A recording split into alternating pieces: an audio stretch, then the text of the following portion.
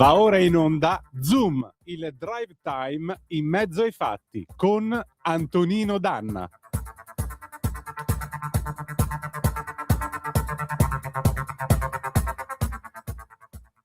Parcheggi abusivi, applausi abusivi, villette abusive, abusi sessuali abusivi. Tanta voglia di ricominciare abusiva.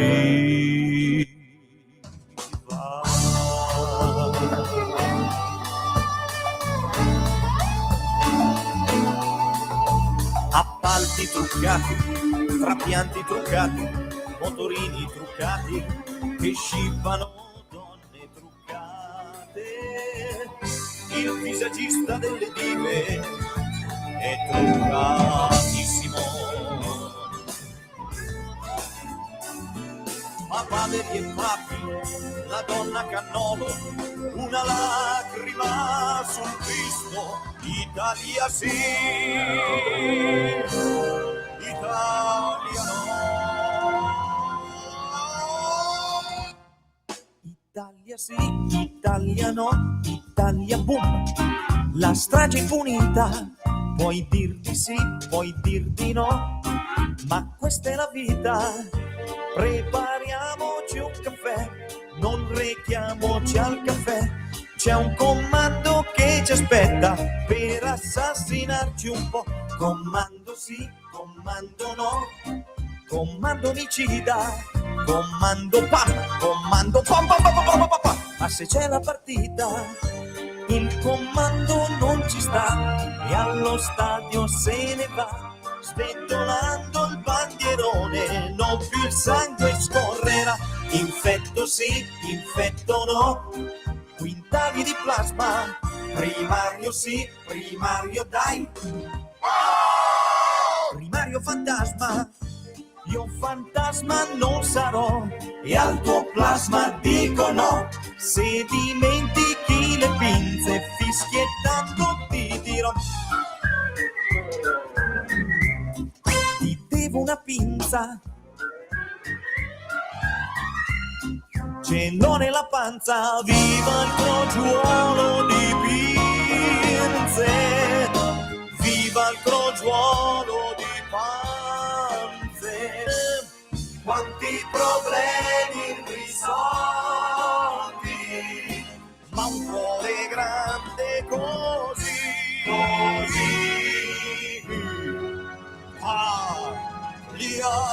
sì, Italia no, Italia gnamme.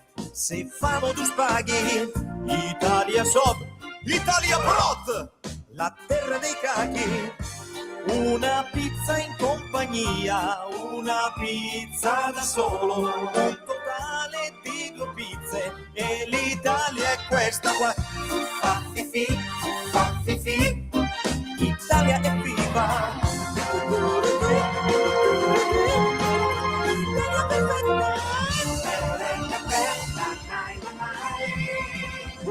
Una pizza in compagnia, una pizza da solo, in totale molto pizzo, ma l'Italia non ci sta. Italia sì, Italia no, Italia sì, Italia no.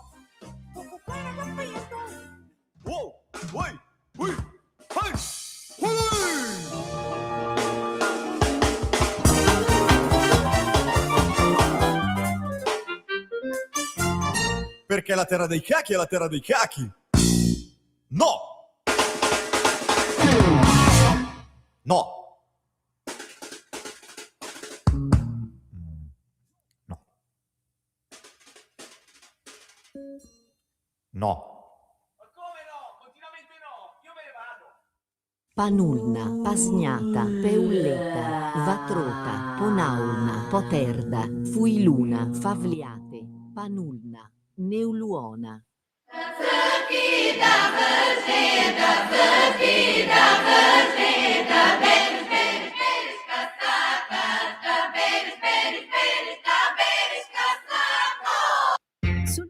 Buonasera Antonino, a te la linea.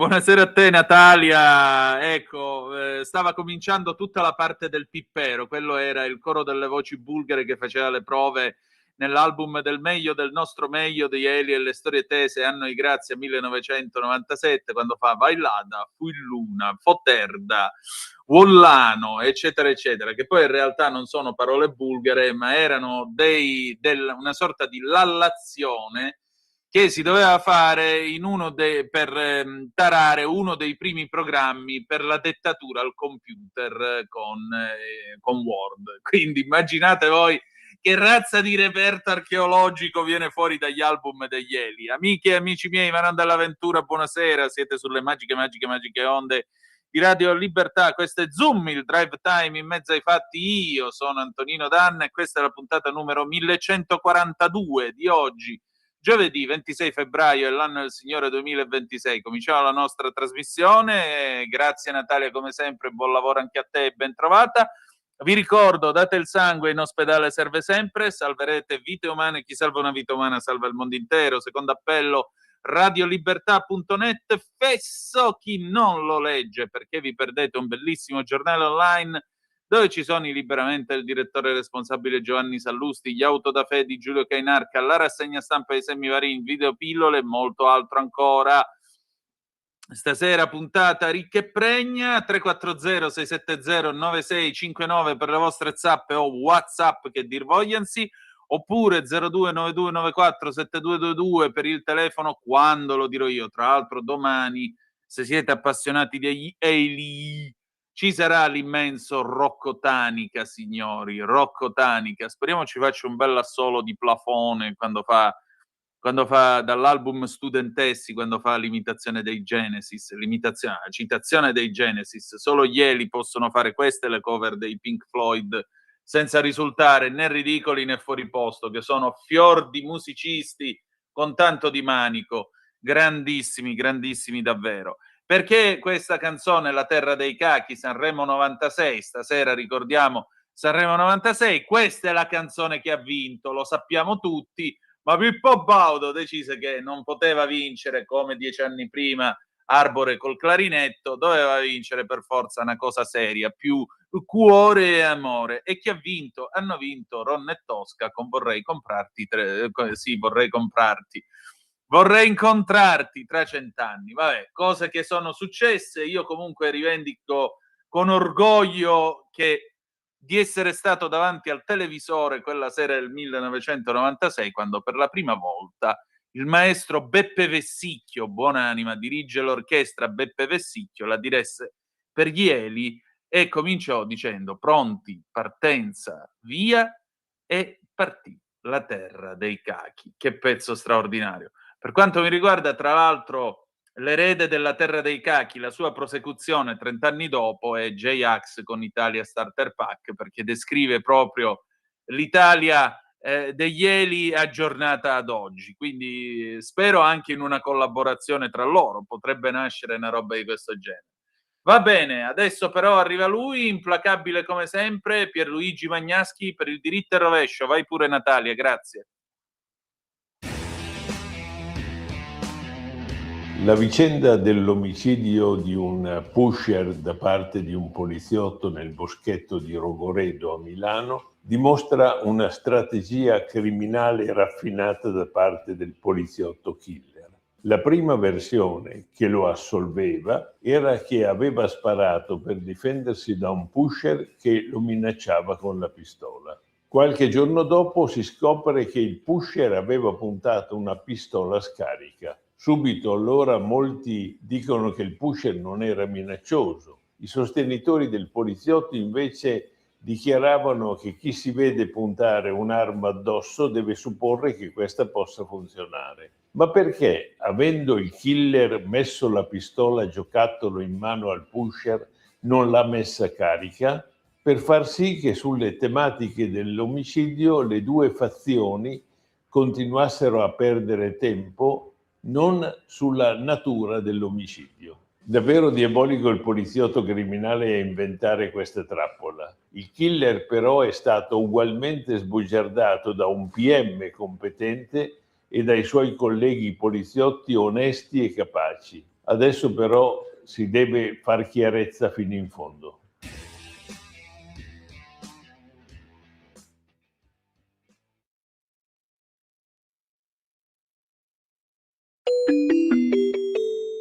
Qui Parlamento.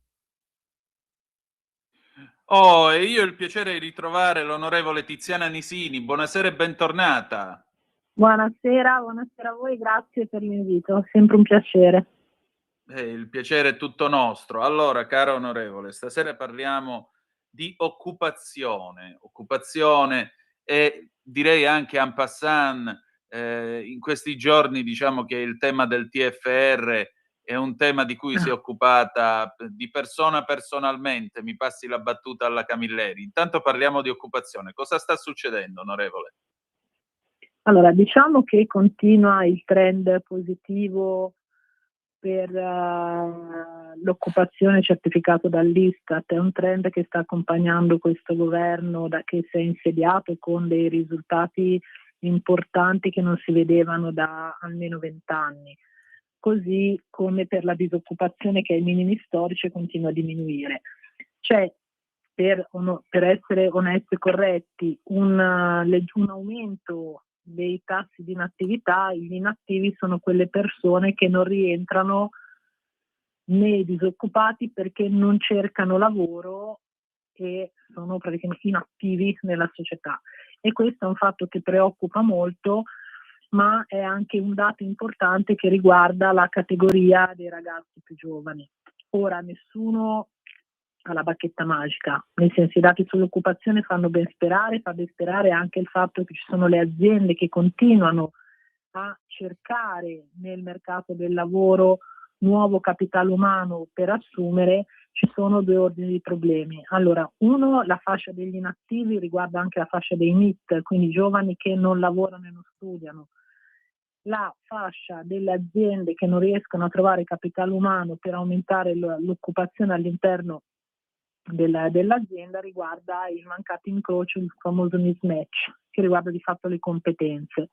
Noi questo governo, e anche grazie al ministro Valditara, che ha avuto il coraggio e caparbietà nel portare avanti una vera e propria riforma della scuola, non perché voleva mettere una bandierina sulla scuola, perché in tanti ci hanno provato, ma cosa ha fatto e cosa sta facendo Valditara?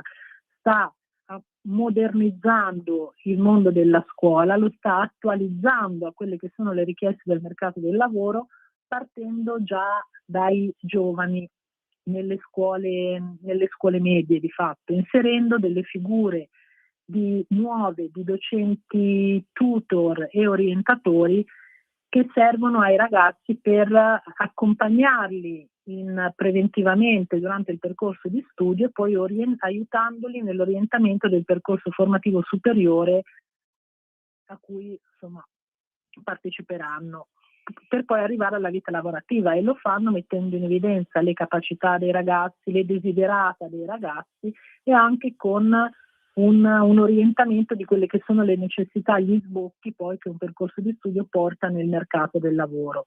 Dall'altra parte ha dato una nuova linfa agli ITS, agli istituti tecnici superiori, che di fatto risolvono, le assolvono alle richieste delle aziende, perché usciti dal percorso scolastico noi abbiamo ITS che superano anche il 90% di ragazzi che usciti dall'ITS entrano nel mondo del lavoro e quindi passano dal percorso formativo agli occupati, a quella percentuale Istat che migliora sempre di più. Ha inserito anche il percorso 4+2, che è un percorso innovativo, 4 anni di scuole superiori, poi 2 anni di ITS, che equivalgono anche a una laurea breve, proprio per andare incontro alle esigenze del mercato del lavoro. Ovvio è che questa è un'operazione che andava fatta, perché come si dice, no, se mai si comincia, se mai si inizia, mai si parte, mai si arriva. Quindi siamo arrivati a lavorare sui giovani proprio per ridurre anche la dispersione scolastica che spesso accompagna anche i ragazzi nella scelta di un percorso sbagliato.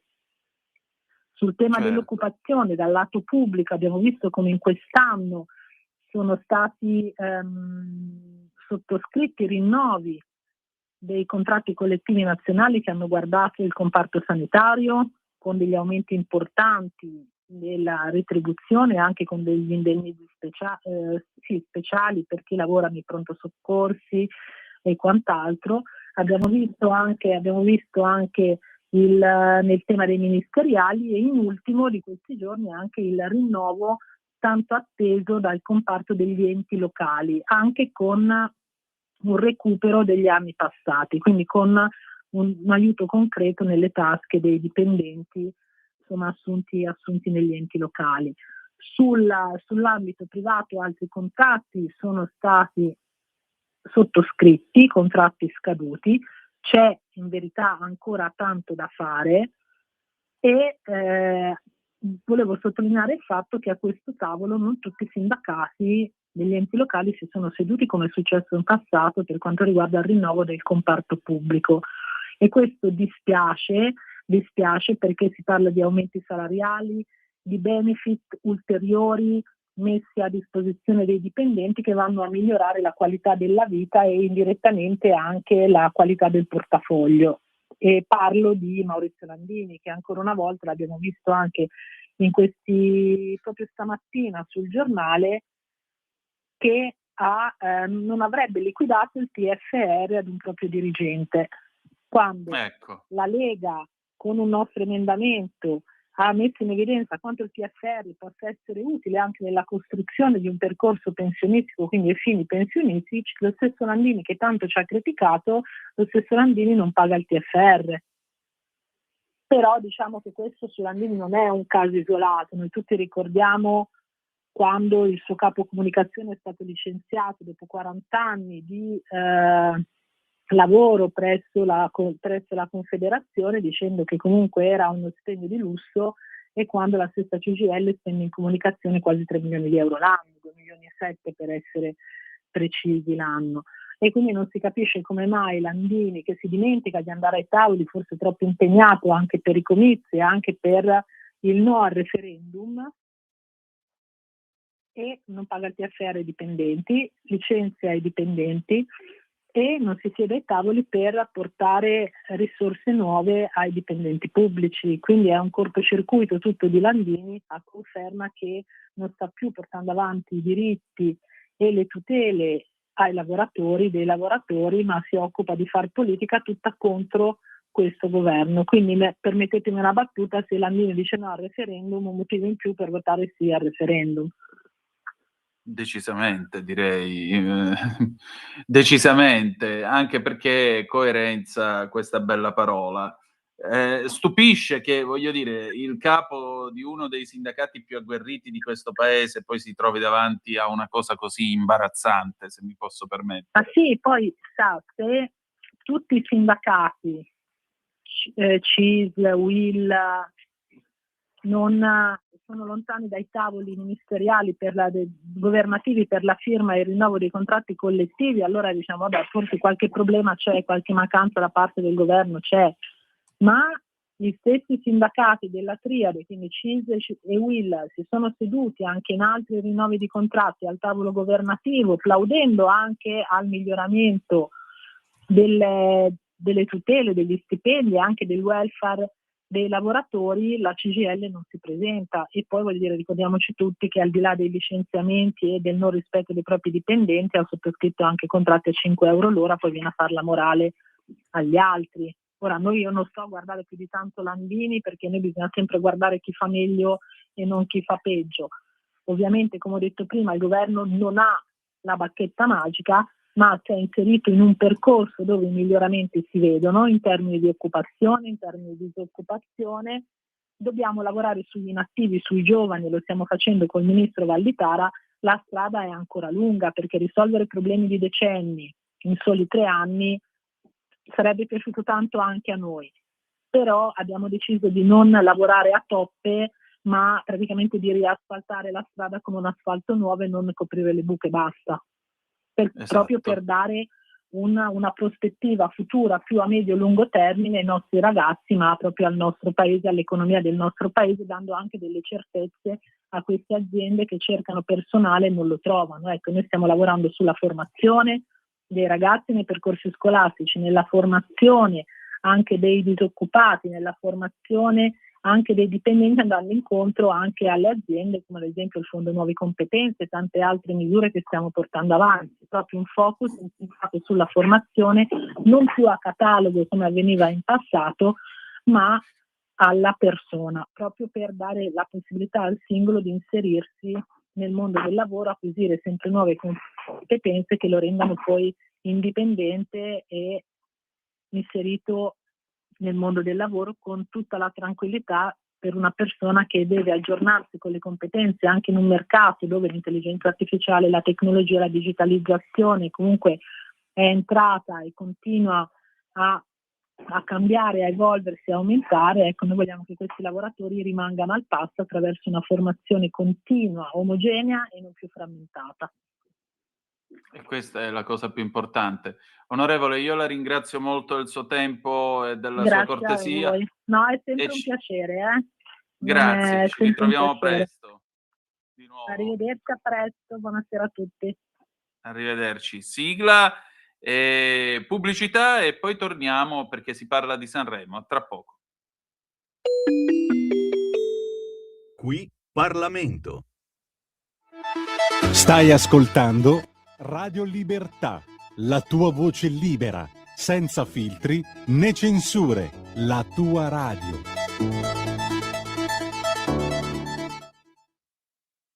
Lo amiamo perché ci offre sempre le cose più buone e naturali. Linea Alberto Acerbis. Problemi respiratori, tosse, raffreddore, tosse secca, tosse grassa. Abbiamo il prodotto che ti può aiutare. Bronco Free, la soluzione bevibile alla bava di lumaca, timo, verbena, altea, papavero e marrubio. Un insieme di erbe e di prodotti che aiutano a sciogliere il catarro e a favorirne l'espettorazione in maniera naturale. La tosse è un meccanismo espulsivo naturale che il nostro organismo mette in atto quando all'interno delle nostre vie respiratorie entrano virus, entrano batteri, entrano sostanze che il nostro organismo ritiene dannose. Come fare per calmare la tosse? Bisogna sciogliere il catarro e favorirne l'espettorazione attraverso un mucolitico naturale. La bava di lumaca, infatti, attraverso gli enzimi litici in essa contenuti, aiuta a sciogliere appunto il catarro e aiuta la sua espulsione. Abbiamo un'offerta straordinaria per voi stamattina. Se dite ascolto Radio Libertà e chiamate lo 030 68 40 408, 3 flaconi di Bronco Free a 59 euro, e se dite ascolto Radio Libertà voi non pagate le spese di trasporto e in più avete uno splendido omaggio. Chiamate adesso 030 68 40 408. Di nuovo a te la linea, Antonino. Grazie Natalia. Allora, oggi non c'è la nostra Gabriella Ronza, ma c'è il professor Francesco Pira, sociologo, con cui facciamo il punto sulla puntata di ieri del Festival di Sanremo. Vai pure Natalia. Anche questa sera, implacabile come sempre, c'è con noi il professor Francesco Pira, sociologo in quel di Messina, però stasera, lo sapete, fino a venerdì commenterà con noi il Festival di Sanremo. Mi pare che quest'anno il tema del festival è, per usare il nome di una canzone di Angelina Mango, la noia. Anche ieri sera non è andata alla grande. 3 milioni di spettatori in meno. È un festival che tutto sommato, a parte la stanchezza che si accumula nella giornata, ti spinge a dormire. Devo dire, a parte dei guizzi, no? La prima serata, abbiamo già detto, c'è stato Tiziano Ferro. Nella seconda serata devo dire che il co-conduttore, anzi i due co-conduttori e anche la co-conduttrice hanno cercato di dare un po' di ossigeno al festival, però ci sono riusciti in parte. La stessa Pilar è stata molto brava e devo dire che proprio ci sono stati picchi d'ascolto.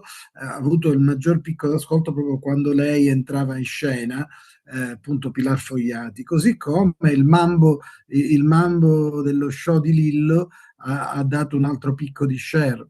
È stata molto bella anche l'esibizione di Achille Lauro, che ha ricordato i ragazzi di Cras Montanà, quindi è stato un momento abbastanza interessante. L'altro momento, diciamo, di carattere sociale è stato quello che ha dedicato all'inclusione, quindi al canto dei ragazzi Sì, che dell'ANFAS. sì, e quindi credo che queste cose abbiano giovato agli ascolti del festival. Per il resto la serata è andata bene nella parte, forse la scelta di mettere subito la gara tra le nuove proposte non ha creato interesse tra gli aficionados invece dei campioni, e quindi questo ha determinato anche il fatto che Carlo Conti ha ceduto il passo a un altro presentatore per alcuni minuti. Probabilmente questo ha un po' destabilizzato, però devo dire siamo lontani sia dalle performance dell'anno scorso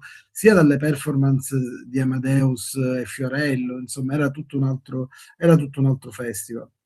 Sì, decisamente. Forse quest'anno si è persa l'alchimia, forse non funziona qualcosa, non tanto in lui ha questo stile un po' parrocchiale di condurre, il bravo ragazzo, anche se ora ha superato la sessantina, ma lui ha sempre questo stile da bravo ragazzo che conduce per bene, conduce con simpatia e vabbè. Forse non è tanto all'altezza la Pausini, che mi pare comunque abbastanza impacciata nel ruolo di co-conduttrice, e non so, io credo che tutta questa cosa di continuare a fare certi discorsi sul palco ha anche stancato. Io pensavo la prima sera questa signora di 106 anni che viene e ci spiega che loro erano tutti di sinistra in famiglia e quindi hanno votato contro i fascisti. Scusate, a noi del fascismo, dell'antifascismo, in una gara di canzoni non frega assolutamente niente. Vabbè, ma lì Sanremo è stato sempre così, non ci nascondiamo dietro il dito. Cioè sì, ma che noia. Sanremo, non dimentichiamoci quando Pippo Baudo impedì il suicidio, cioè ci sono state delle scene nella storia di Sanremo, ci sono stati anche dei momenti di satira, tra virgolette, politica, Benigni, Crozza. Nella storia di Sanremo questa voglia di, proprio per mantenerlo nazional popolare, di dar ragione a tutti e di inseguire l'argomento del giorno. Devo dire, per esempio, anche il momento, no, della presenza sul palco delle campionesse delle Olimpiadi, della Lollobrigida e della Lisa Vittozzi, con la loro semplicità, con la loro simpatia, lo stesso momento del premio alla carriera a Fausto Leali, l'omaggio a Ornella Vanoni, sono stati tutti condimenti che poi in questa insalata che ha preparato Carlo Conti non hanno comunque funzionato. La cosa che dobbiamo però rilevare, e questo mi sembra onesto dal punto di vista, diciamo, dell'analisi che io devo fare da massmediologo, è che se da una parte noi registriamo un crollo di ascolti, perché perdere da 2 milioni a 3 milioni ogni serata, questa è la seconda serata, quindi è un trend che viene confermato, se da una parte perde telespettatori, dall'altra invece in engagement sui social la presenza di Sanremo è fortissima, e devo dire anche con alcuni personaggi che piacciono particolarmente, da Dito Nella Piaga ad Arisa, allo stesso Tommaso Paradiso, che riescono ad avere interazioni che sono molto interessanti. Questo ci fa capire però, rispetto al passato, che le interazioni sono più legate alle persone fidelizzate ai cantanti che non agli stessi presentatori, agli stessi telespettatori. Sulla Pausini io ho qualche riserva, nel senso è come quando tu a un calciatore gli chiedi che cosa ne pensa del referendum. La Pausini è brava a cantare, è una delle migliori cantanti al mondo, l'hanno messa lì a fare questa cosa, lei sta cercando di farlo secondo me con molta dignità e anche con molta umiltà, perché regge anche l'urto di battute che a volte magari forse non condivide, come per esempio quando la sfottano tantissimo per il suo modo di parlare, per come pronuncia le Z, no? però alla fine lei sta facendo la sua partitina, se la sta giocando, tenendo conto che non è il suo ruolo e che probabilmente anche per un fatto generazionale, anche per un fatto di... Infatti, se voi avete visto questa trasformazione incredibile da quando lei fa la co-conduttrice a quando si è esibita con Achille Lauro, sembra quasi che stiamo parlando di due persone diverse che si riescono a sdoppiare. Ecco, forse devo dire, per esempio, Giorgia, che noi l'abbiamo anche vista nella doppia veste di cantante ma anche di conduttrice, probabilmente ha dato tutta una serie di segnali che sono anche questi molto positivi. L'altra cosa che va sottolineata è che c'è probabilmente una retorica della famiglia quasi ossessiva, no? Il giovane presentatore che insomma quello che ha condotto tutta la parte del Sanremo Giovani, che ricorda che lui ha perso la madre e che nel giorno del ricordo della madre sta facendo questa cosa, questo continuamente appellarsi, no? a persone che non ci sono più, probabilmente è una forma che fino a ieri funzionava tantissimo, cioè diciamo una forma narrativa che fino a ieri funzionava tantissimo e che oggi in una società molto più liquida, una società molto meno attenta a certi valori, probabilmente sfugge al controllo. Poi devo dire che molte persone che vedono Sanremo sostanzialmente vogliono sentire le canzoni e vogliono anche ridere. Se questo non c'è o se questo avviene in maniera forzata, allora non funziona più. Devo dire che un'ultima cosa, forse qualche parola potremmo spenderla anche per questa polemica tra Miss Italia e Dito Nella Piaga, no? Non so cosa ne pensi, però secondo me... Mi sembra una cosa che fa perdere abbastanza tempo. Sì, però insomma va detto che la risposta che ha dato la stessa cantante, ha detto vabbè, se voi ci mettete gli avvocati parlate con gli avvocati, e poi ha detto mi aspettavo un po' più di autoironia.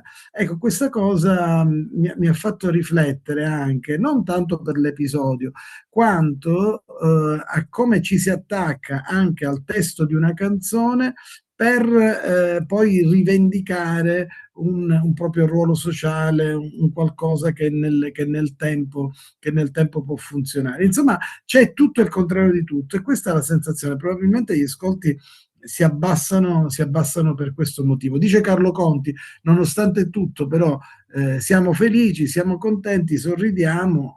Vedremo quale sarà il bilancio, no?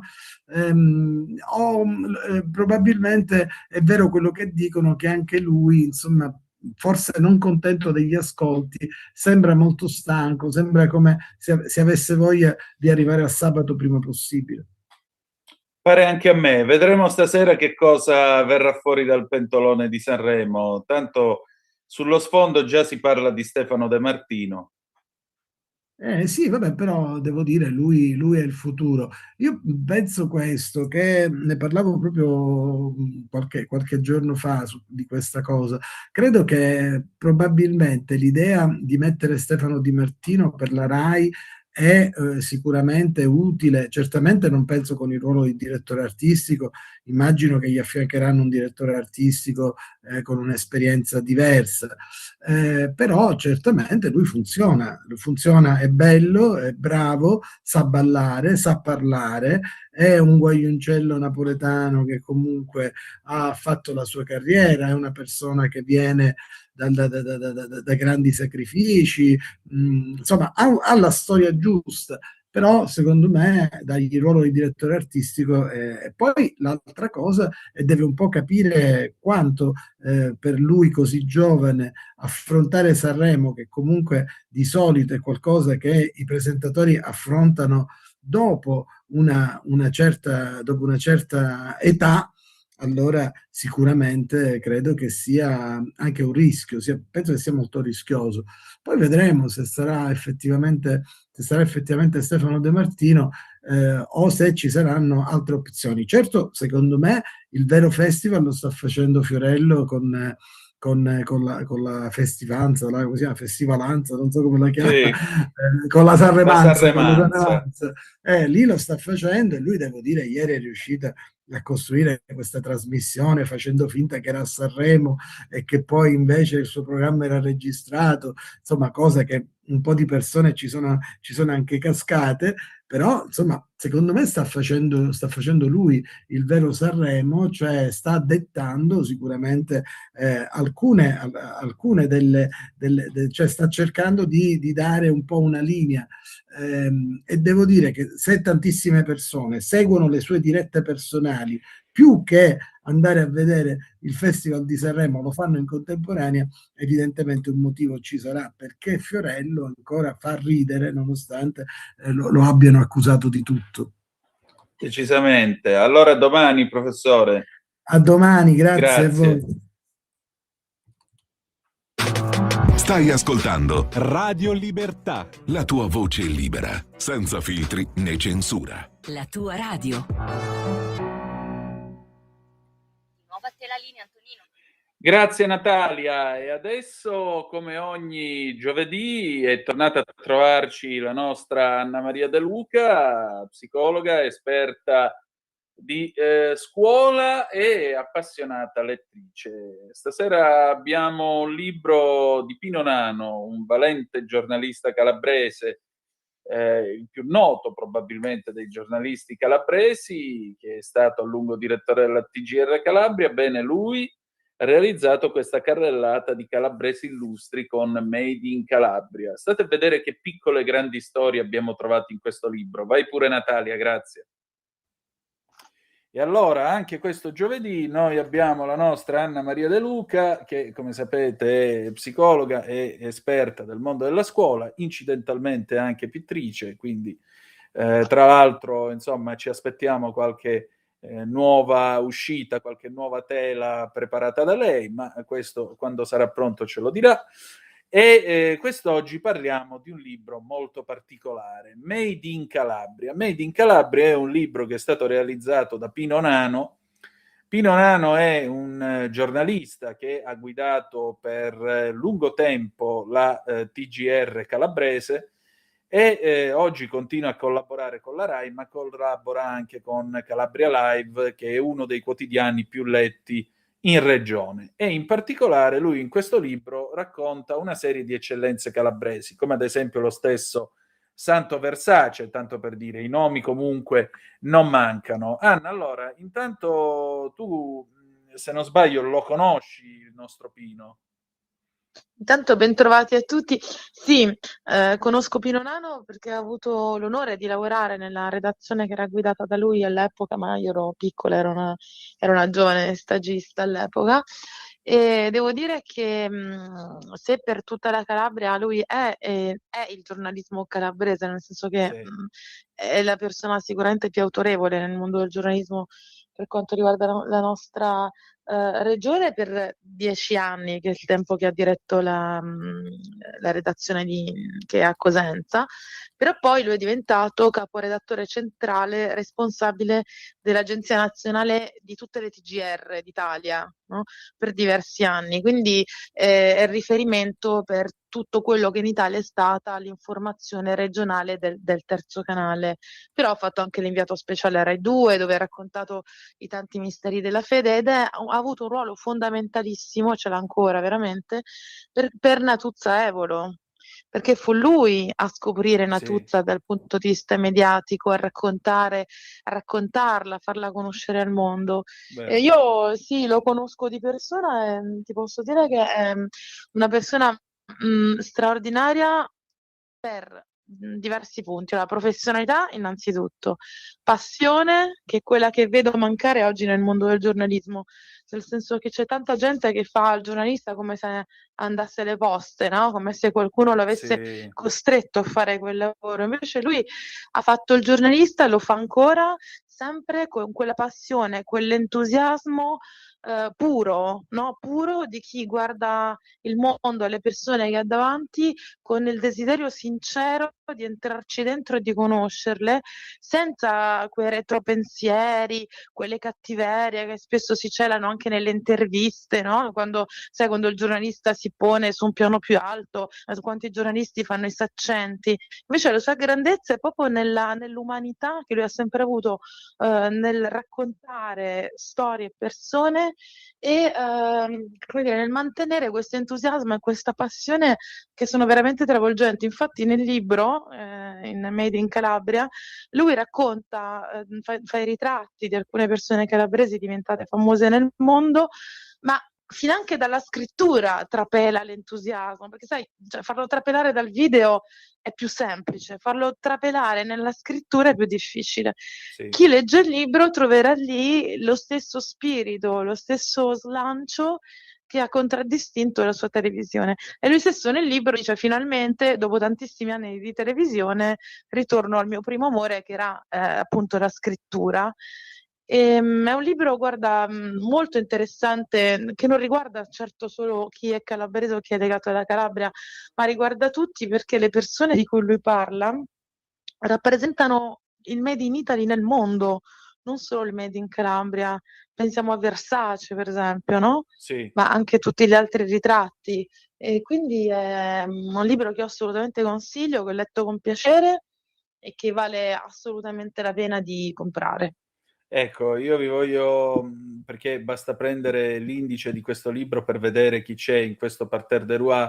Ve ne segnalo qualcuno: Santo Versace, che è quello che apre questa carrellata, ma poi c'è Vandaferro, che come sapete è una politica molto nota a livello nazionale, Don Salvatore Nunnari, che è stato l'arcivescovo di Cosenza, correggimi se sbaglio, uno dei nostri ospiti qui a Zoom, perché c'è per esempio Santo Gioffre. Santo Gioffre è stato nostro ospite un paio di mesi fa e ci ha raccontato tutta la situazione dell'ASL di Reggio e tutto il suo sforzo fatto per tentare di risanarla, ma è presente anche come scrittore di livello nazionale, di rilievo nazionale, tant'è vero che dai suoi romanzi sono state tratte delle fiction della RAI. E poi ci sono tante storie. Questo libro mi fa pensare un po' a quello che diceva Leonardo Sciascia, cioè la grande storia. Io sono sempre stato più attento, diceva più o meno, io sono sempre stato più attento alle piccole storie, perché le piccole storie alla fine formano la grande storia. Non c'è solo Santo Versace che racconta appunto tutti gli inizi insieme a suo fratello, tutto il lavoro fatto per creare nel 72 la società Versace, tutto questo rapporto continuo che è stato tra i due fratelli. Lui tra l'altro ha scritto pure un bellissimo libro, una bellissima biografia della famiglia Versace proprio, quindi lui, Donatella e la buonanima di Gianni. E in particolare poi ci sono anche piccole storie minori. Per esempio, se io vado qui a pagina 114, se gli occhi non mi ingannano, dovrebbe essere qui, sì, no, non è qui, perché io sono un po' un mani di fata, adesso lo cerco. Sai, su Versace, Sì. sai, Antonino, su Versace una cosa che mi ha molto colpito, sai, il destino, quando il destino ci mette lo zampino, la madre di Versace, che appunto era nata a Reggio Calabria nel 20, voleva fare il medico. Però dopo aver conseguito la licenza elementare, il nonno le disse: basta andare a scuola, perché nella scuola ci sono gli uomini, non è un posto per bene, non è un posto per le donne, quindi vai a imparare un mestiere. E lei scelse di fare la sarta. E quindi tutti e tre i bambini sono cresciuti nella sartoria della mamma, no? Tra merletti, pizzi, vestiti. Quindi tu pensa, cioè, se lei avesse fatto il medico, ora non esisterebbe l'azienda, Gianni Versace non sarebbe stato Gianni Versace, Santo non sarebbe stato Santo Versace. Pensa tu come il destino, no? A volte delle cose negative, perché cioè, impedire ad una donna di studiare in quanto donna non è certo una cosa positiva, però è stato l'inizio di una storia pazzesca. Indubbiamente, ma vedi, noi siamo il frutto delle decisioni molto spesso prese da altri in altri tempi lontani, che tu dici, ma che cosa c'entrano? Eppure alla fine quella roba lì ti fanno capire perché la tua vita abbia avuto determinati passi, abbia preso determinate pieghe. E poi ci sono, e poi ecco, guardando questo libro in particolare, oltre appunto al grande successo della Casa della Medusa, oltre al rapporto di Santo con i fratelli, Santo e Donatella, lui tra l'altro molto legato a Donatella, molto affezionato a lei. A pagina 141, eccolo qua, questa è una di quelle piccole storie che piacciono a me, quelle appunto che fanno la grande storia. È la storia di Salvatore Pronesti, di Sant'Onofrio, il paese di Pino Nano. E qual è la sua particolarità? In un paese di 3.000 abitanti, nella profonda Calabria, nel profondo sud, Salvatore Pronesti non è soltanto un valente suonatore d'organo, perché per carità ci mancherebbe pure, tutto il rispetto per chi fa l'organista, ma soprattutto lui li ripara e li restaura. Ed è una storia di passione e soprattutto di pazienza, di attenzione, di qualità, che nasce in fondo nelle due chiese del paese, la Chiesa del Rosario e la Chiesa Madre. E soprattutto lui dice, io vedevo che il parroco era costretto a mettere le musicassette per fare l'accompagnamento musicale della Santa Messa. Tra le musiche c'era la musica dell'organo a canne, io ero bambino e sono rimasto sedotto da questa musica, e da questo è nata la passione per l'organo a canne. Ha imparato a ripararli a Cremona, dove ha anche studiato, e ha scelto di tornare in Calabria. Tra l'altro, voglio dire, una scelta non da poco. E lui lo dice infatti a Pino, più che una professione io parlerei di una missione, fare il mastro organaro. Oggi posso dirlo con grande serenità e consapevolezza, grazie anche al mio lavoro e alla mia presenza in Calabria. Moltissimi hanno finalmente scoperto la musica d'organo e hanno capito quanto un organo a canne sia fondamentale nel grande panorama mondiale della musica. Sai, mi viene da dire, c'è chi dice che il violino sia la voce di Dio, ma l'organo a me pare che sia la voce del giudizio universale, non è che andiamo tanto lontano da lì. E mi piace molto questa idea di musicista artigiano, mi piace molto l'idea diciamo così, di portare una cultura apparentemente lontana da un posto come la Calabria, e che invece è una cultura che si è diffusa a livello internazionale. Anche questo è Made in Calabria, anche queste sono le storie che entusiasmano, perché c'è sempre questa tendenza, sai, questo stereotipo a parlare della Calabria, e il peperoncino, il mare è bello, si mangia bene, la soppressata, l'anduglia, sì, vabbè, ma non è che in Calabria si passa tempo solo a mangiare e basta, c'è anche gente che lavora e che fa cultura, voglio dire, mi pare che sto parlando con una che cerca di fare cultura, o sbaglio? Poi sai, in questa storia la cosa che più mi ha colpito è che lui, dopo 8 anni vissuti a Cremona, che è appunto la patria della musica d'organo, dove lui era andato, no? Lui si era trasferito a Cremona, poi anche a Brescia, dove ha studiato musicologia, là c'è una delle facoltà più prestigiose d'Europa.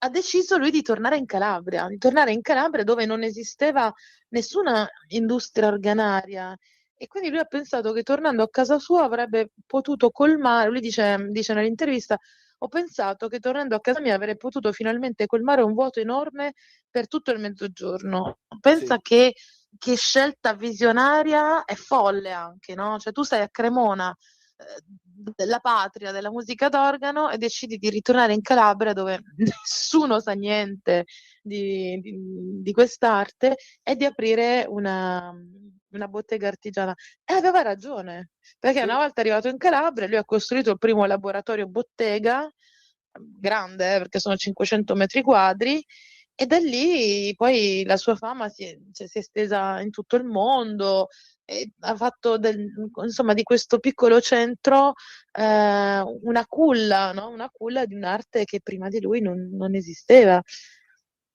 È stato un grande visionario. Sicuramente, ma poi sai, questo ti mette anche vicino a un patrimonio culturale e storico che molto spesso viene dimenticato e che sono delle vere e proprie perle di cultura. Per esempio, molti non sanno, tanto per fare un esempio, che qualche anno fa si è scoperto che come si dice, a Monterosso Calabro ci sono in chiesa alcuni affreschi che sono stati fatti niente meno che da Monet. E uno dice, ma mai possibile una cosa del genere? È possibilissimo, come no? Però il problema è che molto spesso queste cose vengono dimenticate, restano solo tramandate nella memoria degli anziani, diventano una sorta di leggende e vengono poi abbandonate.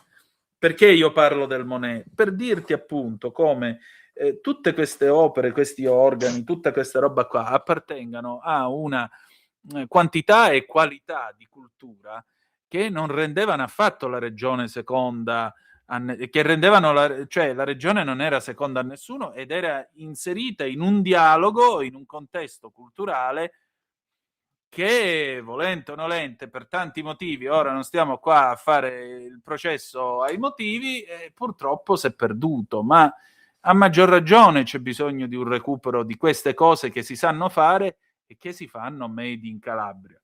Ma poi c'è anche a pagina 344-45, anzi no, andiamo un po' più indietro, scusate, a pagina 341, perché non è che ci sono solo gli uomini, viva Dio, ci sono anche le donne. Devo dire la verità, ecco, una critica a questo libro, vedo che ci sono poche quote rosa, però mi auguro che nel prossimo volume ce ne siano di più. Una è Gloria Tenuta, donna manager che guida la Jazz, che fa alimenti surgelati a Mongrassano, tanto per dire, Mongrassano che è nel Cosentino, e in particolare lei ha studiato, voglio dire, nei migliori ambienti del business, nei migliori ambienti dove costruire e dare lavoro. Quindi a maggior ragione, come vedete, lavoro in Calabria se ne può dare, non è vero che non cambia mai niente, non è vero che non c'è voglia di lavorare, anzi la voglia di lavorare c'è, come bisogna creare le condizioni per farla crescere ulteriormente. Ed è una cosa che fa per esempio anche a pagina 349 Paola La Salvia, che chiude questo primo volume, perché tra l'altro è il primo volume realizzato da Pino Nano, ci auguriamo ci possa essere un secondo volume. Lei a breve, lei, tenente colonnello della Guardia di Finanza Paola La Salvia, oggi è in servizio alla direzione investigativa antimafia e da oltre 10 anni è impegnata sul fronte della lotta alle organizzazioni criminali di stampo mafioso. E tanto di cappello per il coraggio, tanto di cappello per l'impegno. Come potete ben vedere, c'è una Calabria che non si arrende, c'è una Calabria che dice vabbè, le cose però si possono cambiare, si devono cambiare. Non è che le cose finiscono così. E soprattutto c'è qualcuno che cerca di fare la differenza. E non è una cosa facile, perché questo lo vogliamo dire. Nel nostro sud il peccato del fare difficilmente viene perdonato. Quindi a maggior ragione questo elenco di peccatori che ha raccolto Pino Nano è un elenco che ci permettiamo di suggerire ai nostri lettori e ai nostri ascoltatori. Che dici?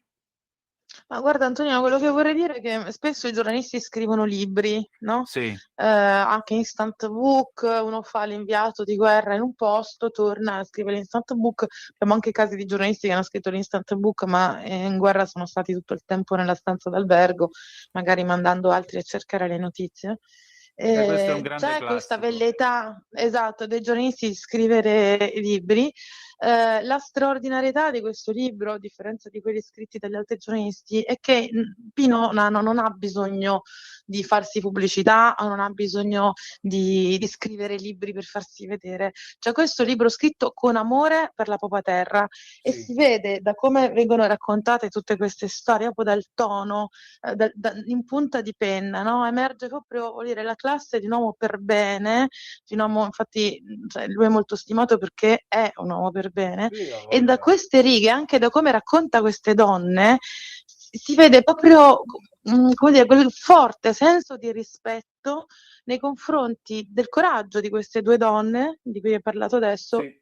che nello scegliere di tornare in Calabria hanno fatto una scelta che se per un uomo è faticoso, per una donna è 2 volte faticoso, perché comunque le aziende al sud sono poche, gestite quasi tutte da uomini, perché comunque permane un certo diciamo maschilismo rispetto al nord. Per esempio la prima, Gloria Tenuta, ha studiato in America, lavorava a Milano, in aziende internazionali, decide di tornare a casa a dirigere questa azienda che poi è stata visitata dal capo dello Stato il 1° maggio, quindi è un'azienda importante, no? nel mondo del lavoro, e a combattere, diciamo, da donna in un sistema che comunque è ancora maschile. Cioè sicuramente la sua vita sarebbe stata più semplice al nord o all'estero, eccetera. Però lei sceglie la via più complessa, ma per amore, anche lei, più viva, per portare avanti la storia della sua famiglia, i sacrifici del padre, eccetera.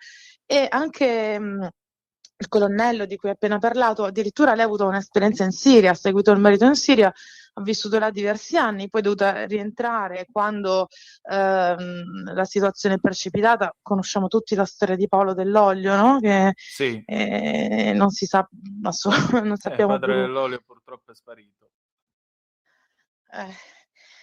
E lei racconta con molta onestà intellettuale quanto poi è stato difficile da donna, dopo 8 anni in Siria, rientrare nel proprio lavoro e quindi togliere il tempo ai figli, il tempo che invece in quegli 8 anni aveva dedicato. Quindi c'è anche un ritratto autentico, no? Non sono persone che raccontano, parlano di se stesse per dire quanto siamo fantastiche. Cioè, raccontano la verità su quello che provano, sulle proprie difficoltà, sulle proprie emozioni, perché appunto se nel giornalismo questo emerge quando il giornalista sa fare l'intervista, altrimenti la risposta rimane una risposta fredda, no? Una risposta di circostanza.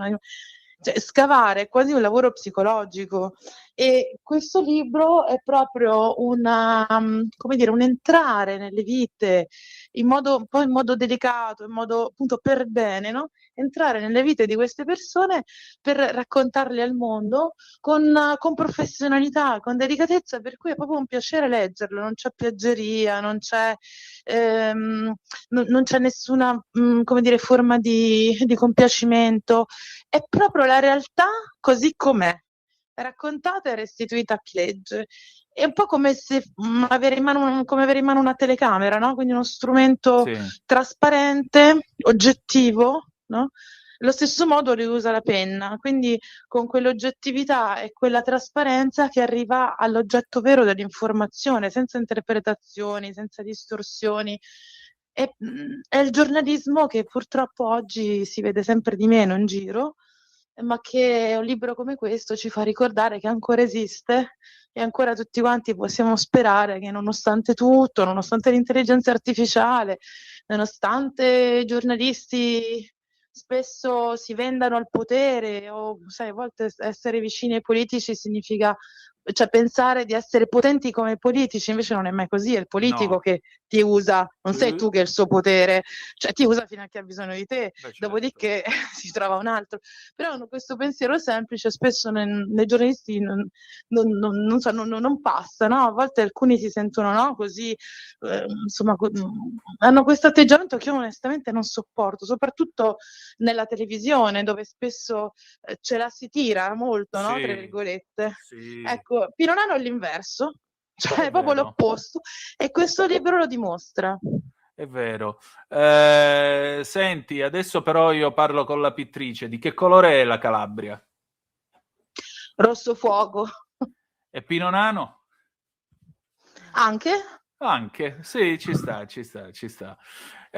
Senti, allora, il libro è Made in Calabria di Pino Nano, volume 1, edito da Callive Media Books. Potete trovarlo su www.mediabooks.it, oppure telefonate al 333 2861 581. Anna, io ti ringrazio del tuo tempo e ci ritroviamo tra 168 ore, va bene? Grazie. Sei bravo in matematica. M'arrangio. No, l'avevo imparato a memoria prima. Grazie. Ok. Grazie a te, buona giornata. Stai ascoltando Radio Libertà, la tua voce libera, senza filtri né censure, la tua radio.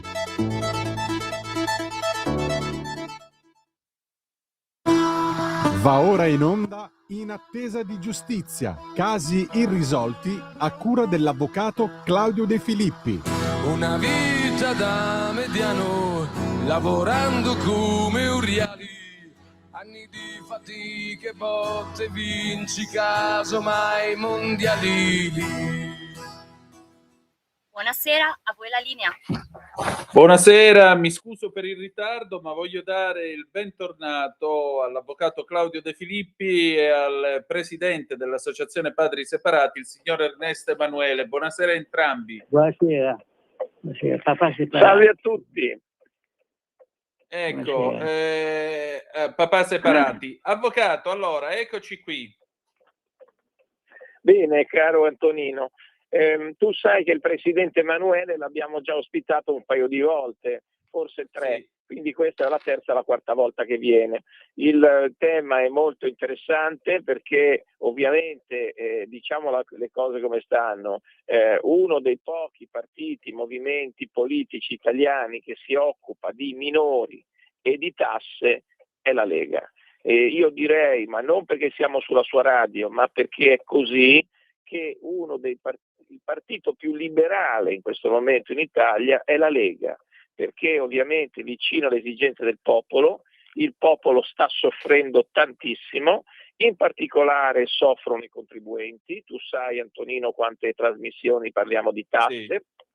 E la Lega è l'unico partito politico che, come ha detto l'ultima volta l'onorevole Gusmeroli, attentissimo a queste esigenze, che poi dopo ha fatto anche delle ulteriori proposte in senso liberale per le tasse, per cercare di aiutare i cittadini in difficoltà, e quindi il secondo argomento importante sono i minori, poi ovviamente non si esaurisce in questo, no?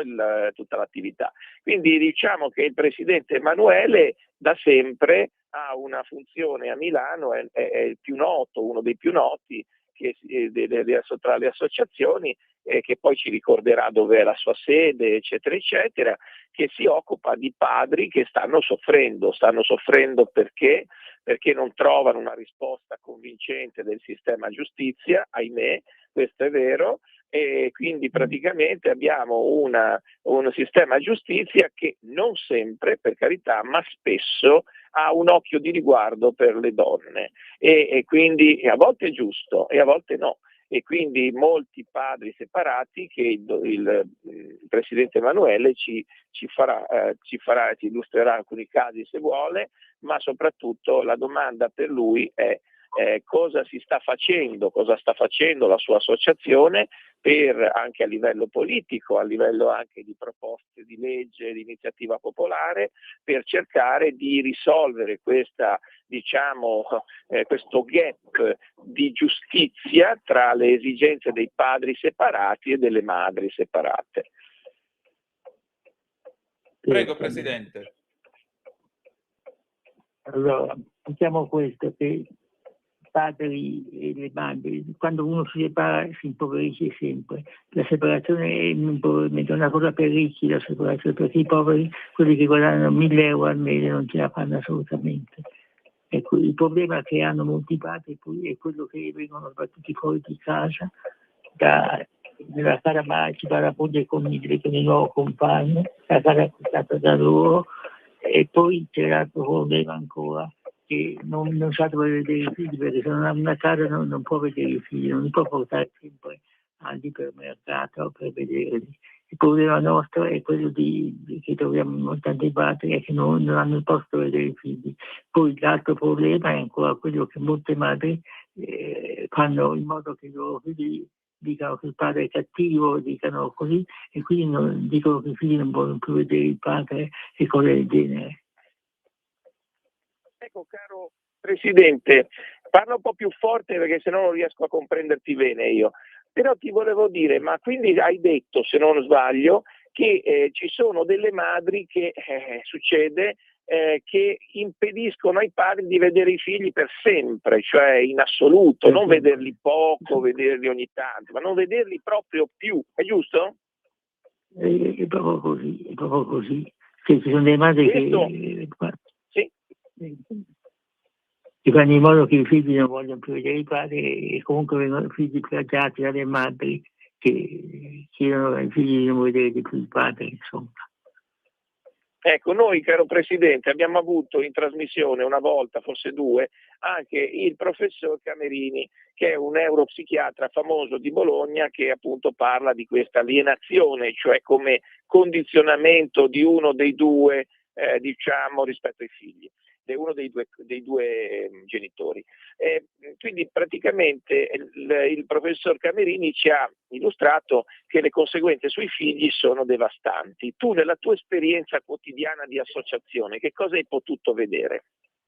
Ho potuto vedere tanti padri che non vedono più i figli e che questi figli ne soffrono tutti, perché il problema del paterno è un problema che è a breve ma anche a lungo termine. Io lo vedo anche i miei figli che pure hanno avuto un padre e una madre, insomma, però che quindi non c'è stata la carenza dei padri, però tutte queste liti tra i genitori sono molto dannose per i figli e quindi bisognerebbe cercare un sistema che metta al riparo da queste lotte tra i genitori per vedere chi è più genitore dell'altro.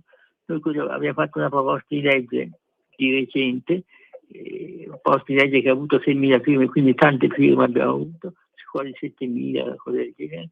Ecco, e la quale legge dice sostanzialmente che non si può creare nella separazione un genitore di serie A e un genitore di serie B. E quindi bisogna fare in modo che ci siano le doppie residenze, che ci sia l'alternato nella casa, eccetera. Quando si può, quando i genitori quando lo chiedono, insomma, quando si difende, che abbiamo un padre che vive in Amazzonia dove scava i pozzi di petrolio, questo padre vede i figli una volta ogni tanto, però bisogna dargli un modo che quando viene in Italia vede i figli, insomma. Ecco, Presidente, ci vuoi dire dove si può aderire all'iniziativa, alla legge di iniziativa popolare, quali sono i riferimenti per chi che ci ascolta che possa eventualmente aderire e dare il suo consenso a questa legge? Sì, che noi abbiamo fatto un piccolo depliant che porta a questo, che poi vi posso mandare, possiamo mettere in onda, c'è un sistema un po' complesso, ma si fa, insomma, si riesce, perché queste firme devono essere tutte certificate e quindi ci vuole tutti i PIN, eccetera, tutte queste cose qua che ormai tutti hanno, insomma. Vuoi dare i dati della tua associazione in modo che chi è interessato possa prendere contatto con voi, il telefono, mail? Noi abbiamo un telefono SOS che è aperto 24 ore su 24, è un unicum in Italia, è un unicum forse in Europa, un telefono aperto 24 ore su 24, a volte la gente mi telefona alle 2 di notte, insomma è successo non molto spesso per fortuna, ma insomma così. Ecco, il nostro telefono Vuoi dare è il numero, Presidente? Sì? 335 80 81 455, provo a ripetere, 335 80 81 455. Qua si rivolgono i padri che ma anche le madri a volte si rivolgono a questo telefono, perché non siamo solamente per i padri. Ecco, Presidente, quanti associati avete alla vostra associazione di padri? Guarda, a livello i padri che pagano sono paganti, non tantissimo, un centinaio, ma però abbiamo un indirizzario di più di 5.000 nomi, c'è gente che ha telefonato a noi e mi capita adesso che stiamo rivedendo tutti questi nomi per vedere se sono ancora interessati, gente che si ricorda, dice sì, ma lei mi ha telefonato, mi ricordo di lei, io non mi ricordavo niente, lei mi ha detto questo, c'è uno che mi ha scritto grazie a lei, sono un padre felice dopo tanti anni, gente che si fa vivere dopo 20 anni, cose di genere. Ecco, Presidente, voi collaborate anche con psicologi, psichiatri, neuropsichiatri infantili, sì. Avete collaborazioni con studi legali, con coloro che possono aiutare in questa situazione psicologica difficile, sì. Anche di violenza psicologica. Abbiamo una serie di psicologi e di avvocati che ci danno una mano, facciamo dei webinar ogni 15 giorni, il prossimo sarà il 2 di marzo, è dalle 21 alle 24, quindi un orario molto facilitante, cioè il lunedì 2 di marzo, poi l'altro sarà dopo 15 giorni il martedì per variare un pochettino, così sempre il primo lunedì del mese e il primo martedì, il terzo martedì del mese facciamo questi webinar a cui partecipano sempre una trentina di persone, c'è sempre dentro un avvocato, uno psicologo, eccetera, in modo che possa dare dei supporti, ma il supporto maggiore lo diamo noi con la nostra cordialità, con la nostra accoglienza, eccetera. Voi aiutate anche i padri che sono indigenti, che vanno a dormire in macchina perché sono condannati a pagare più del loro stipendio, non riescono a pagarlo. Aiutate anche per riuscire a farli mangiare, per riuscire a farli dormire. Avete un programma. Abbiamo aiutato dei padri che uno doveva andare a Sassina Sanremo per trovare un posto di lavoro, aveva trovato lui faceva il fuoco, abbiamo procurato la casa a Sanremo, gli abbiamo procurato i soldi per i viaggi, eccetera, però queste cose qua le mettiamo fuori bilancio, cioè facciamo delle collette tra di noi per aiutare queste persone che sono proprio veramente in difficoltà. Ecco Presidente, tu sai che io questa domanda te l'ho già rivolta sicuramente, l'ho rivolta anche a altri presidenti di associazioni di minori di padri separati, eccetera. Che tu sappia, tu c'è un'associazione padri separati, esiste un'associazione in Italia per i padri maltrattati, vittime di violenza psicologica, a fronte del fatto che ci sono tantissime associazioni per le madri maltrattate, vittime di violenza psicologica, che lo facciano veramente? Ma noi, guarda, cosiddetto 1522.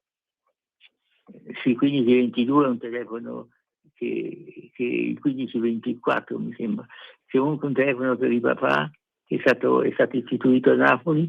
Diciamo questo, che noi aiutiamo un po' tutti, ci sono delle associazioni specializzate proprio nella violenza, la LUE per esempio è specializzata nei padri maltrattati, violentati, insomma, che hanno subito violenza, ma tutti noi abbiamo subito violenza in qualche modo, sia fisica sia psicologica.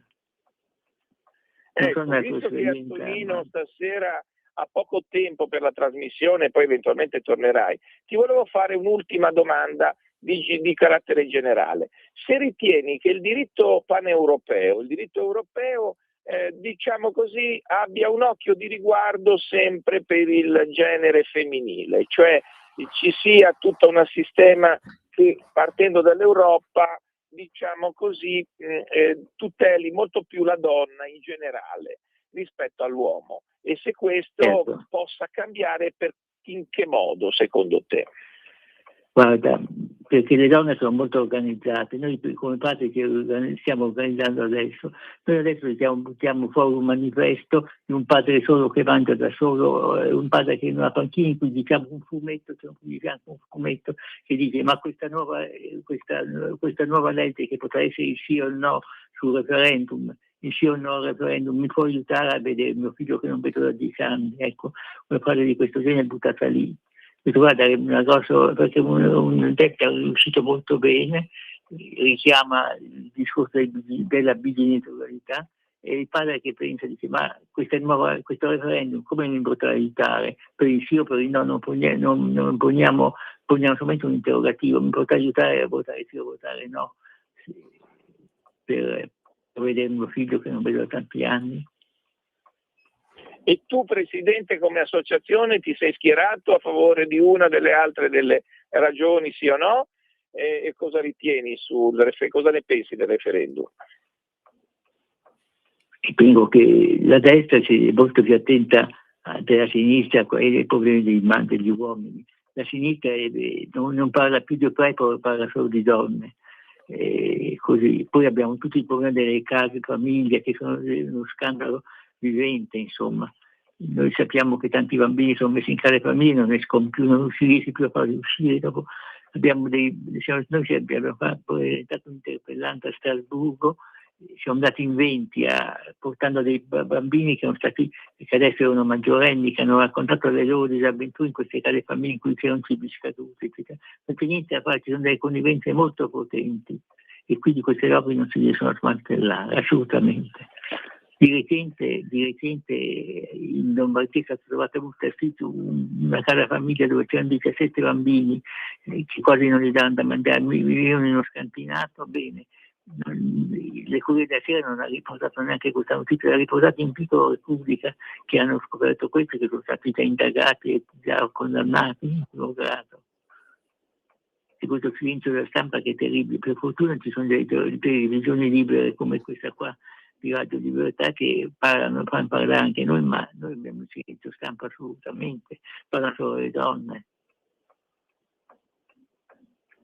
Un'ultima domanda, avevo detto che era l'ultima, quella precedente, Presidente, se Antonino mi autorizza, se no... Prego, prego, abbiamo ancora tempo, L'ultima 6 domanda. minuti. Benissimo. Ultima domanda, Presidente, ma tu cosa ritieni che nell'ambito del diritto penale l'iniziativa del padre che faccia denuncia nei confronti della madre praticamente ha scarsissime possibilità di successo? Questo lo chiedo come domanda, se tu pensi questo. E come potrebbe la vittoria al referendum del sì cambiare questo stato di cose? Ma guarda, non siamo citati molto in questo referendum, però noi lasciamo liberi i nostri soci di pensare però che questo referendum può incidere anche per quelli che non vedono i figli a tempo. È chiaro, cioè noi non vogliamo prendere nessuna posizione, ma poniamo che il problema è per i nostri soci dicendo guardate che questo referendum inciderà sul fatto che voi vediate i figli o no i vostri figli. È chiaro?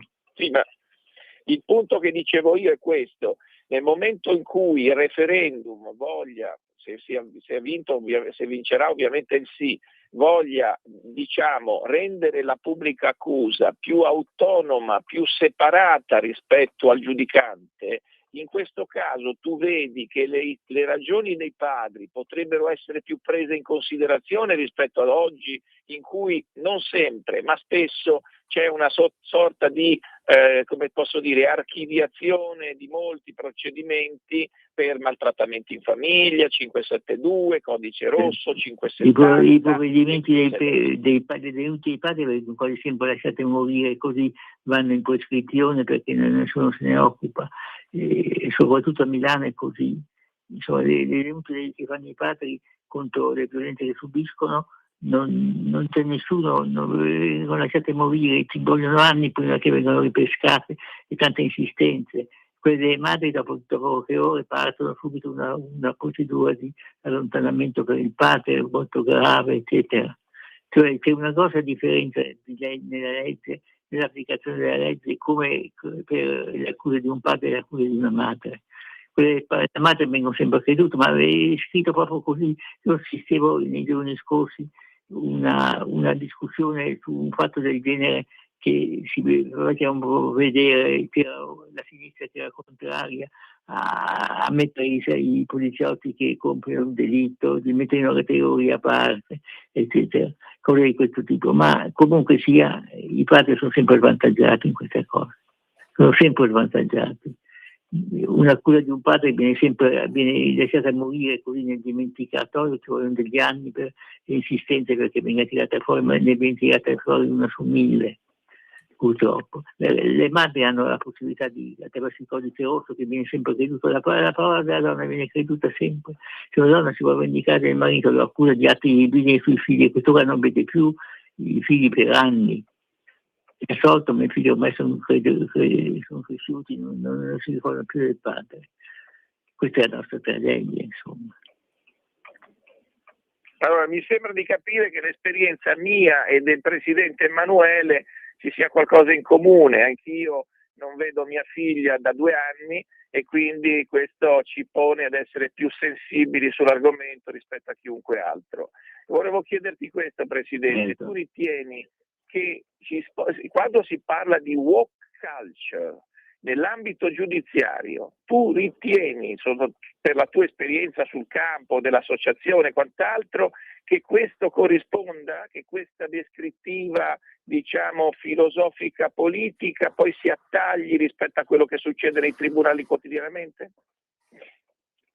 Ma certo, soprattutto a Milano queste denunce dei padri vengono sempre archiviate. Poi c'è qualche tribunale che adesso il vetro sta un po' cambiando, devo dire, perché per esempio il tribunale di Barletta aveva fatto tutto un sistema per rendere pari dignità il padre alla madre, perché quando un genitore sa che gli avrà la casa sempre, diventa il genitore più amato dai figli, insomma, quello con cui i figli rimangono di più spesso.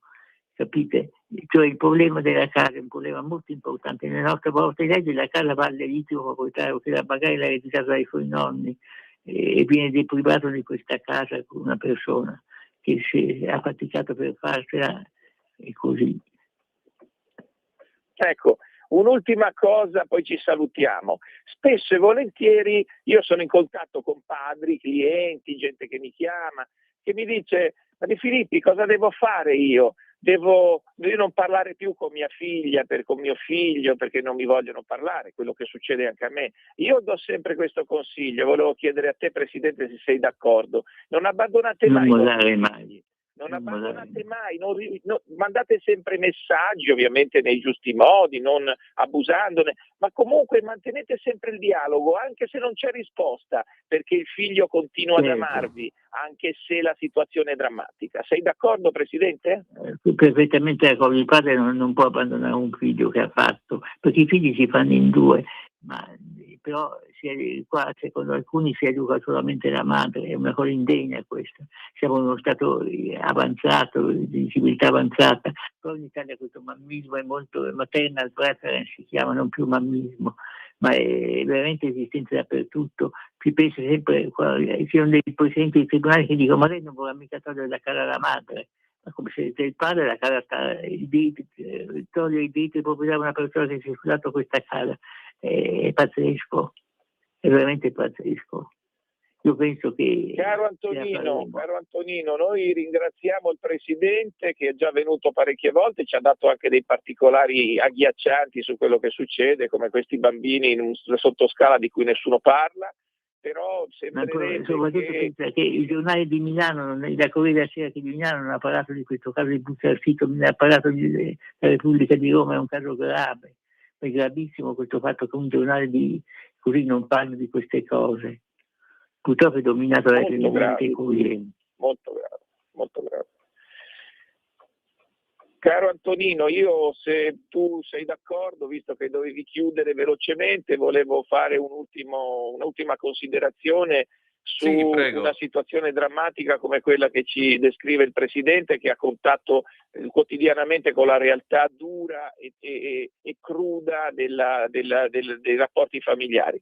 Io direi che l'Italia, se non cambia rotta, e a volte è necessario anche contestare l'Europa e il sistema del diritto paneuropeo, che non è ovviamente infallibile, come non è infallibile il Papa, non è infallibile anche il diritto europeo, e quindi sostanzialmente far valere una situazione che l'equilibrio familiare viene messo in discussione da leggi assurde e da leggi che vengono ispirate dal sistema europeo, che ovviamente vanno oltre la maternal preference e si vanno a collocare con un sistema, direi, quasi manicheo.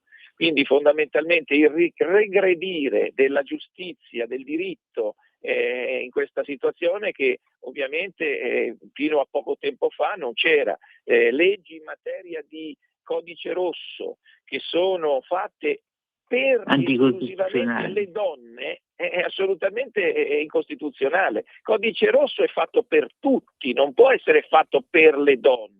Può essere fatto. Provate a telefonare a una casa finanziata con i nostri soldi, con i soldi dello Stato, che dicono una casa delle donne, che dicono contro la violenza degli uomini. Gli uomini sono sempre violenti secondo loro.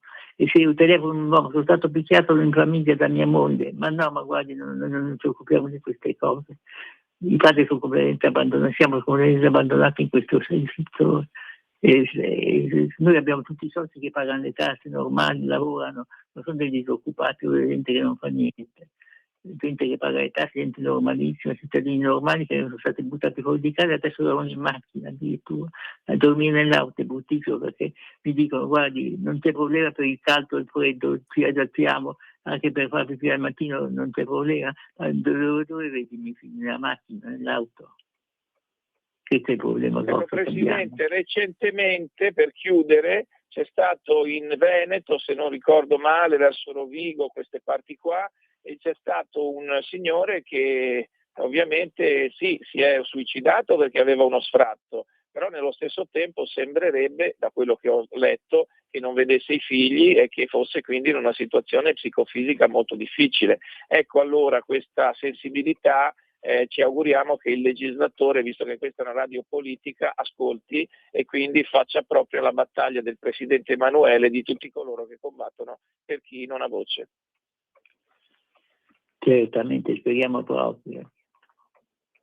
Molto bene, io voglio ringraziare entrambi e avremo modo di proseguire questo nostro dialogo magari la prossima settimana. Grazie ancora e alla prossima. Grazie a voi, Salve. grazie a voi del tempo Salve. che ci avete concesso. Grazie. Jingle e poi ci ascoltiamo Siria, non ci sto, da Sanremo 96, a tra poco. Sempre più liberi con La tua radio è il nuovo sito che mette in prima pagina opinioni, firme, notizie, uno sguardo nuovo e originale sui fatti che ci circondano. Il nuovo quotidiano online, semplicemente radiolibertà.net.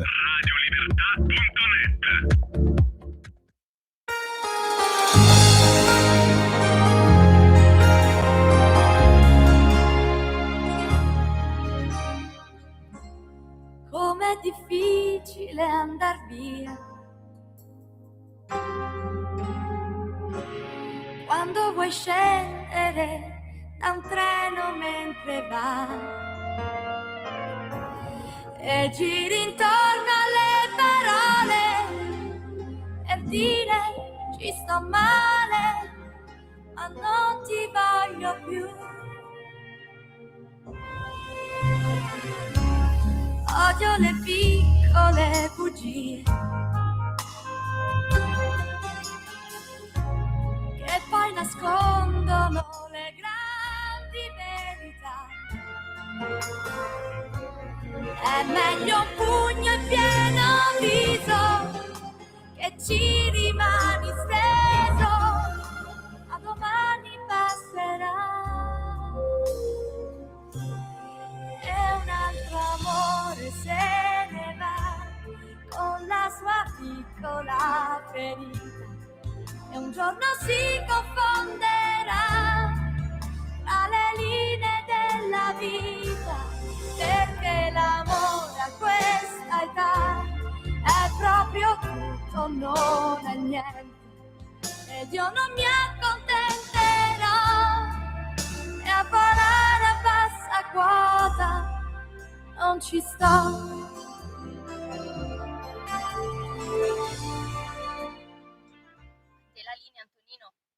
Grazie Natalia, alle 19:36 minuti e 40 secondi sulle magiche onde di Radio Libertà. Questa è la puntata numero 1142 di Zoom di questo giovedì 26 febbraio 2026 e adesso torna a trovarci una delle nostre co-conduttrici, chi è Laura Cavandoli, che ci racconta il referendum e le ragioni del sì. Vai pure Natalia, grazie.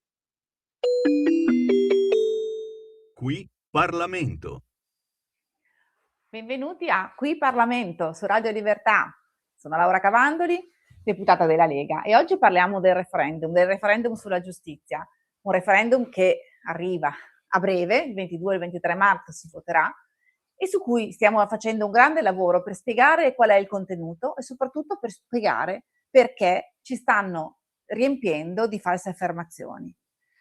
È un referendum, come sapete, senza quorum, che va a confermare quello che è la riforma già approvata dal Parlamento. È un referendum in cui solo chi avrà la maggioranza dei voti fra il sì e il no deciderà se la Costituzione dovrà essere modificata o se resterà tutto come adesso. Cosa cambia quindi? Beh, diciamo che la riforma della giustizia è stata un passaggio importante all'interno del Parlamento. A parte le 4 approvazioni, 2 della Camera e 2 del Senato, secondo appunto il procedimento normale di revisione costituzionale, le discussioni in aula, nelle commissioni, hanno veramente impegnato sia i parlamentari, sia quello che è il membro del governo, in particolare il ministro Guardasigilli. Che cosa è il contenuto di questa riforma? È un contenuto che va a calibrare il sistema giudiziario, che è uno dei 3 poteri previsti dalla nostra Costituzione, il potere appunto giudiziario della magistratura, con una separazione delle carriere. Quindi nella tripartizione dei poteri, se ve lo ricordo, il potere esecutivo, quello del governo, il potere legislativo, quello che ha il Parlamento, il potere di fare le leggi, e il potere giudiziario, che è un potere che interviene quando le leggi non vengono rispettate e che quindi si occupa di fare i processi e dire quella che è la versione giusta dell'applicazione della norma, quindi chi ha ragione e chi ha torto.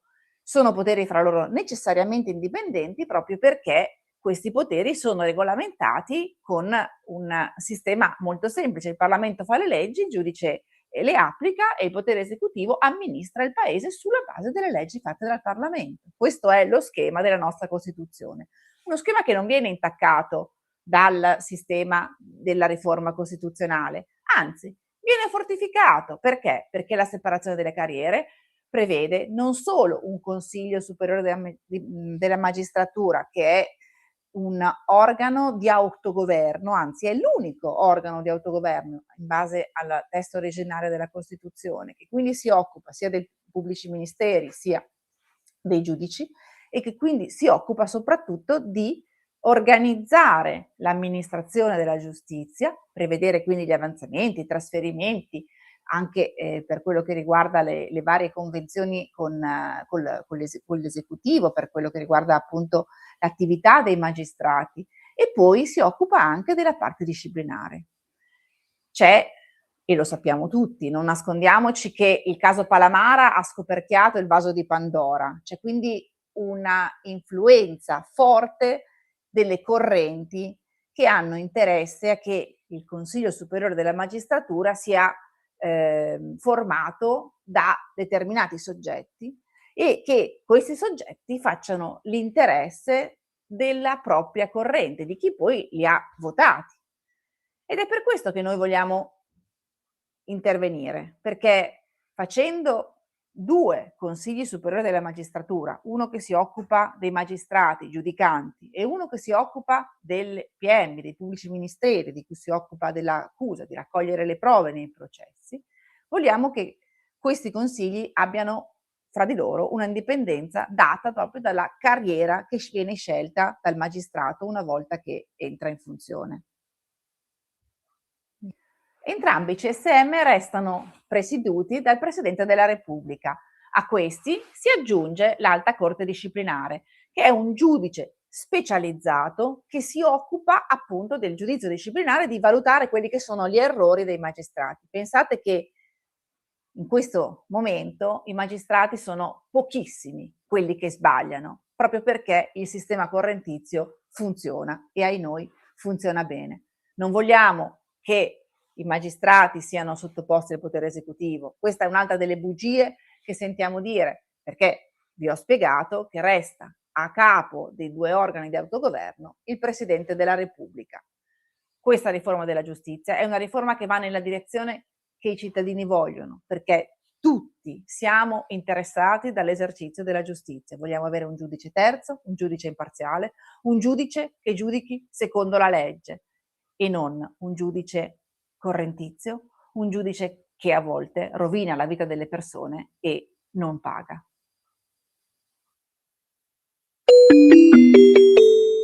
Qui Parlamento. Molto bene, grazie alla nostra Laura Cavandoli, le 19:42 minuti e 35 secondi sulle magiche onde di Radio Libertà. Antonino Danna al microfono con voi. Noi concludiamo la nostra trasmissione con una breve rassegna stampa, anche perché le cose in Iran sembra che si stiano muovendo rapidamente. Intanto cominciamo con l'ANSA. Il provvedimento, il centrodestra deposita il testo di riforma della legge elettorale, Flashline per noi è inaccettabile. Provvedimento in 3 articoli, il premio non può superare il 15%, non oltre i 230 seggi, obbligo di indicare il nome del premier col programma. Caso Al-Masri, chiusura delle indagini per Bartolozzi, in ordine la tempistica dei magistrati mi lascia perplesso. Lo scandalo Hillary Clinton, non ho mai incontrato Epstein, non avevo idea dei suoi crimini. Il bambino di Napoli, la morte del povero Domenico, l'espianto del cuore anticipato di 4 minuti. Ancora, Dopo l'orrore di Crans-Montana, Elsa è a Torino, ricoverata al CTO. La telefonata di Mattarella al papà. Infine la storia, 11 anni, la danza di Sara sulla sedia a rotelle. Il 28 febbraio la giornata per le malattie rare, l'appello. La rivelazione di Politico, Parigi rinuncia alla richiesta di dimissioni della albanese, lei mi aspettavo delle scuse. A proposito della legge elettorale, diamo quindi un occhio all'ANSA, vediamo un po' che cosa prevede in particolare questo testo, eccolo qui. Il centrodestra ha depositato in Parlamento il testo di riforma della legge elettorale, il provvedimento di 3 articoli firmato dai capigruppo di maggioranza è già stato presentato al Senato e in corso di presentazione alla Camera, dove secondo quanto si apprende dovrebbe cominciare l'iter. La riforma elettorale presentata dal centrodestra introduce un meccanismo di premio di governabilità che sarà attribuito alla lista o coalizione che abbia conseguito il maggior numero di voti validi e raggiunto la soglia stabilita dalla legge, individuata nel 40% quale soglia minima, che ne sancisce l'adeguatezza in termini di ragionevolezza e proporzionalità. E quanto si legge nella premessa del testo depositato in Parlamento, in cui si prevede che la distribuzione dei seggi derivante dal premio al Senato sia a carattere regionale. La coerenza tra governabilità e rappresentatività è assicurata dai vincoli posti all'entità del premio medesimo. Quest'ultimo, sia alla Camera che al Senato, non può infatti superare il 15% dei seggi, rimanendo comunque ancorata alla soglia massima di 230 seggi conseguibili alla Camera dei Deputati, 114 al Senato della Repubblica. La proposta di riforma della legge elettorale prevede l'indicazione obbligatoria del nominativo da proporre per l'incarico di Presidente del Consiglio in sede di presentazione delle liste, quale elemento di trasparenza dell'offerta politica, fatte salve le prerogative costituzionali del Presidente della Repubblica, si legge nella premessa del testo. Ciascuna coalizione, spiega il centrodestra in un comunicato, dovrà depositare unitamente al programma anche un unico nome da proporre al Presidente della Repubblica come incaricato alla Presidenza del Consiglio. L'intervento di riforma della legge elettorale, si legge nella premessa del testo, si inserisce in una fisiologica attività di revisione normativa, finalizzata a valorizzare l'assetto complessivo del sistema e renderlo maggiormente capace di esprimere maggioranze parlamentari riconoscibili e stabili nel rispetto del pluralismo politico. Nel testo si sottolinea che la scelta di un sistema proporzionale integrato da un correttivo di governabilità predeterminato dà seguito alle indicazioni delineate dalla Corte Costituzionale, mirando a coniugare pluralismo politico e stabilità istituzionale nel rispetto dei principi costituzionali. Chiudiamo infine con l'Iran. Kushner e Witkoff si sono ritirati da Ginevra dicendo che i colloqui sono stati ritenuti non molto soddisfacenti. Comunque l'Omam dice che oggi ci sarebbero stati progressi significativi nei negoziati tra Stati Uniti e Iran e presto riprenderanno dopo le consultazioni nelle rispettive capitali. I24 invece, che è la TV israeliana, dice che le differenze tra Stati Uniti e Iran sono larghe e la situazione non sembra delle migliori. La CNN dice che gli americani hanno insistito sul fatto di limitare l'arricchimento dell'uranio da parte dell'Iran e mantenere la verifica a lungo termine del suo programma nucleare. L'Iran ha presentato, dice sempre la CNN, delle proposte molto dettagliate a proposito delle preoccupazioni americane, a proposito delle attività nucleari iraniane. E infine, già che ci siamo, l'ex primo ministro israeliano Naftali Bennett ha detto a Fox News: sappiamo che nella montagna di Pikaxe, che si trova vicino a Natanz, gli iraniani stanno ricostruendo degli impianti di arricchimento dell'uranio. Una nazione che non vuole ottenere delle armi nucleari non ha bisogno di alcuna struttura di arricchimento all'interno del suo territorio. Nel frattempo la Marina Militare Americana in Bahrain ha ridotto il proprio staff a livello di missione critica, e questo, secondo qualcuno, sarebbe un segno di un potenziale attacco contro l'Iran, e in particolare l'AP informa, e con questo ci salutiamo, che le navi da guerra americane generalmente ancorate in Bahrain, che è la base della quinta flotta americana, sembrano essere uscite in mare. Questo dicono le immagini satellitari.